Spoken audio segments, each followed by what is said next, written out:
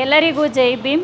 ನಮ್ಮ ಕರ್ನಾಟಕ ರಾಜ್ಯದಲ್ಲಿ ಜಸ್ಟಿಸ್ ನಾಗಮೋಹನ್ ದಾಸ್ ರವರ ವರದಿ ಪ್ರಕಾರ ಸಾಮಾಜಿಕ ಹಾಗೂ ಆರ್ಥಿಕವಾಗಿ ಜಾತಿಗಣತಿ ನಡೀತಾ ಇದೆ.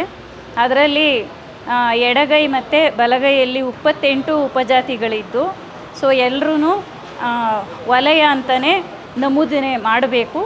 ಕ್ಯಾಸ್ಟು SC, ಅದರಲ್ಲಿ ಆದಿ ಕರ್ನಾಟಕ, ಉಪಜಾತಿ ವಲಯ ಅಂತಲೇ ಎಲ್ಲರೂ ಮೆನ್ಷನ್ ಮಾಡಬೇಕು. ಇದನ್ನು ಪ್ರತಿಯೊಬ್ಬರಿಗೂ ತಿಳಿಸ್ಬೇಕು. ಆಗ ಸಂಖ್ಯಾವಾರು ಜನಸಂಖ್ಯೆ ಹೆಚ್ಚಳವಾದಾಗ ನಮಗೆ ಸಿಗಬೇಕಾಗಿರುವಂಥ ಮೀಸಲಾತಿ ಪ್ರಮಾಣವೂ ಹೆಚ್ಚಾಗುತ್ತೆ.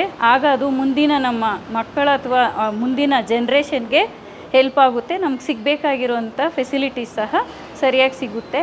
ಸೊ ಇದು ಯಶಸ್ವಿ ಆಗಬೇಕಂತಂದರೆ ಎಲ್ಲರೂ ಅವರ ಒಂದು ಜಾತಿ ಉಪಜಾತಿಯನ್ನು ಸರಿಯಾಗಿ ದಾಖಲಾತಿ ಕೊಡಬೇಕು ಸರ್ಕಾರಕ್ಕೆ ಅಂತ ಕೇಳ್ಕೊತೀನಿ.